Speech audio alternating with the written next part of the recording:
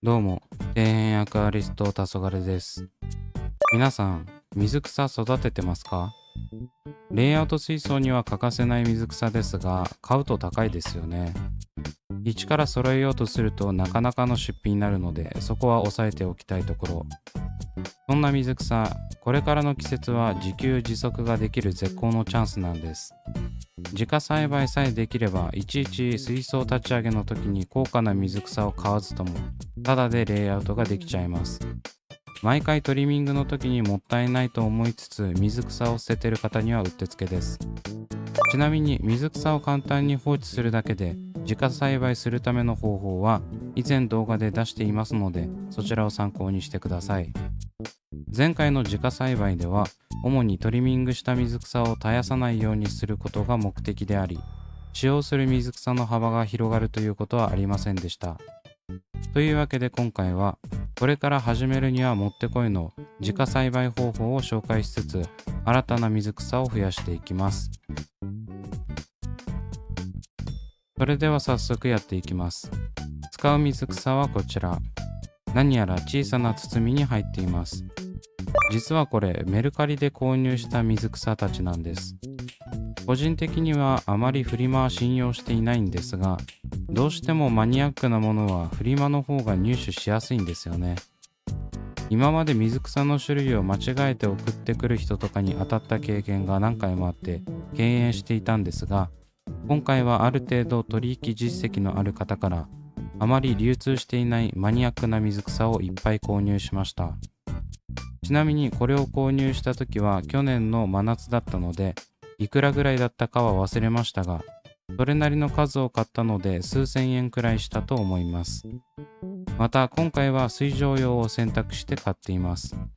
これはそもそも水上で増やすことを目的としていることもあるんですが、スネールが絶対に混入しないことや、輸送のダメージに対して水上の方が有利だからというのもあります。特にスネールは混入しませんって書いてても普通に混入してるんで、自分は全く当てにしてません。映像ではすでに開封しているんですが、結構傷んでる水草が多かったですね。これはもはやフリマの宿命というか、真夏の輸送では仕方ないことです。ただ個人的には水上用ならわざわざキッチンペーパーで濡らして発送しなくても、ジップロックに少量霧吹きしておいた方がダメージ少ないと思うんですよね。水上用なのに茎がグズグズになっているのが多かったのは、真夏の高温プラスその温度で温められたキッチンペーパーに包まれてたからと思うのは自分だけでしょうか。チャームとかが紙に巻いて発送してるから、こういった発送方法が定着してるんでしょうけど、キッチンペーパーは逆に良くないんじゃないかなと思ったり思わなかったり、おそらく厳しいだろうというものがいくつかありましたが、おまけしてもらってたので深くは考えないようにします。これとか完全にダメっぽいですよね。茎が茹でられたアスパラみたいなぐにゃり方してます。先ほどから開封していってますが、やはり水上用だといまいちピンとこないですね。そもそも扱ったことがない水草しか買ってないんで当たり前なんですが、水上用はどれも似たり寄ったりな見た目になりがちです。ロタラとかマジで見分けつかないから、素人が売ってるフリマで買うと本当にその種類なのか確かめようがないですよね。というわけで全ての水草を開封し終わりました。合計で14種類購入していたようです。記憶が正しければどの水草も1本か2本くらいおまけしてもらってたような気がします。だいたい4から7本程度買ってるので、水上育成するなら十分な量があると思います。右上からルドビジャ・インクリナータ・キューバ・フイリ、プロセルピナカ・パルストリス・キューバ、ニューオランダプラント、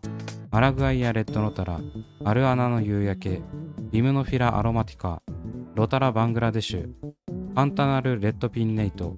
ルドビジア・オバリス、ルドビジア・トルネード、ミディオフィラム・パピロシウム、ハイグロフィラ・ロザエネルビス、ルブラ・ハイグロ、ミディオフィラム・オレンジ・ローライマとなっています。正直名前聞いてもピンとこないやつばっかりですよね。めちゃくちゃマイナーな水草ばっかり選んだんで当たり前なんですが、今となってはチョイスの仕方も謎です。おそらく九州のショップでは売ってない水草に焦点を当てて選んだのではないでしょうか。水草に力入れてないと、ここら辺取り揃えるメリットもないでしょうし。それでは購入した水草の紹介も終わったので、早速増やしていきたいと思います。使用するのはおなじみの衣装ケース。やっぱ蓋があった方が放置しやすいんでいいですね。どこにでも売っててある程度深さもあるし、水草育成にはうってつけです。土はどっかのホームセンで買った観葉植物用の土です。一度他の土も使ってみたんですが、やっぱりこっちの方が使いやすかったんで、前回の余りを入れていきます。あとは水を適当に入れまくって調整していきます。結構混ぜないと水と土が混ざらないんで、ここはしっかりしておきましょう。個人的には多少入れすぎかなくらいがちょうどいいと思います。どうせ時間経過とともに蒸発しますしね。こんな感じで泥状になったら準備 OK。あとは水草を細切れにしていきます。こうやって1本を細かくすることで、少ない数からいっぱい水草を増やしていこうという算段です。ただ編集してて思ったんですが、葉がついている節の部分を1箇所しか残さないくらい短く切っちゃってるんで、もっと長めに切った方が良かったかもしれません。トリミングカスのように腐るほど水草があれば、葉っぱも気にせず適当にカットしていくんですが、さすがに合計数千円も使ってるんで、一本一本慎重にカットしてます。この時は種類が混ざらないように気をつけましょう。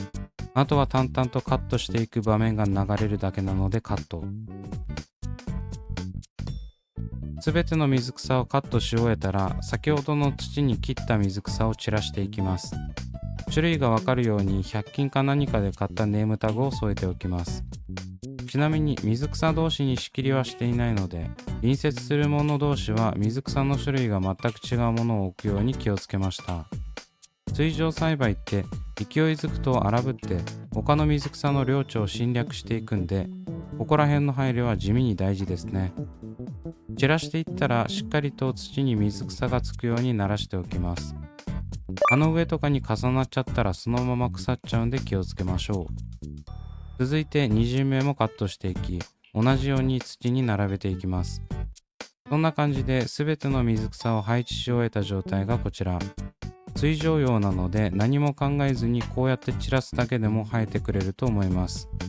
ただマイナー種ばかりで確証はないので、あまりこういった栽培方法に向いていないやつもあるかもしれません。そこら辺はトライアンドエラーでやっていきましょう。というわけでそこから5ヶ月経過した状態がこちら。ベランダが草で覆い尽くされてます。まずはこちらの衣装ケース。これは先ほど入りきらなかった種類の水草と、室内のガラスポットで栽培していた水草を屋外に移動させたものです。相変わらずアルテルナンテラレインキーミニはミニミニ詐欺しつつ荒ぶってますね。特に調子がいいのはこちらのニードルリーフルドビジア。これはレイアウト水槽にも使いやすいですし、水上栽培もめっちゃ簡単なのでおすすめの水草です。肝心の先ほど散らしていた水草たちはというとこんな感じになってます。トリミングをサボって若干間延びしているのも多いですが、おおむね問題なく育ちました。ただ先ほどお見せした茹でたアスパラみたいになってたミリオフィラムパピロシウムと同じく状態の悪かったルブラハイグロは一度も芽吹くことなく土の養分となりました。この2つに関しては到着時からだいぶ厳しい状態だったんで仕方ないとして、やはりこのやり方であればほとんど放置で種類問わず水草を増やすことができることが証明できたのではないでしょうか。映像に映っているのは12月中旬ということで、外気温も寒くなっておりだいぶ枯れてきてますが、今の時期から始めればすぐにモサモサになると思います。ちなみに管理方法は洗濯物をベランダに干すときに土の乾き具合を見て、カラッカラになっていたらカイボネックス入りの水を継ぎ足してただけです。あまりにも伸びすぎた茎に関しては蓋に干渉するのでトリミングし、差し戻して数を増やしました。水やりは毎日ではなく3から4日に1回くらいで良かったので助かりましたね。蓋をしているおかげで炎天下でも水の蒸発が緩やかになり、水やり頻度が減ったんだと思います。ただどうしても蓋のせいで日光を遮ってしまうため、日当たりが悪い場合はうまくいかないかもしれません。逆に日が強すぎて水蒸葉が枯れることもあるので、そういった意味では光を抑えつつ育てられるのはメリットです。また蓋をすることで多少寒くなっても水草が持ちこたえてくれるので、越冬こそこのズボラ管理じゃできないものの、九州であれば12月中旬になっても十分レイアウトとしてすぐ使える状態で採取が可能です。というわけでいかがだったでしょうか。これからの季節、やらなきゃ損レベルの簡単育成方法なんで、真夏になる前に同じ方法でトリミングカスを増やしたり、リセット時に出るもったいない水草たちを再利用できるようにしてみてはいかがでしょうか。ちなみにこういった水草は生態同様外来種になるので、間違っても外に持ち出したりトリミングしたものが風に流されないようにしましょう。特にお庭でやられている場合は、地面に落ちるとワンチャン根付いて外に出る可能性もあるので、そこら辺の管理はしっかりするようにしてください。節度を持ってこれからもアクアリウムを楽しみましょう。というわけで今回はここまで。Twitter と Instagram もやっておりますので、そちらも見ていただけると嬉しいです。それではご視聴ありがとうございました。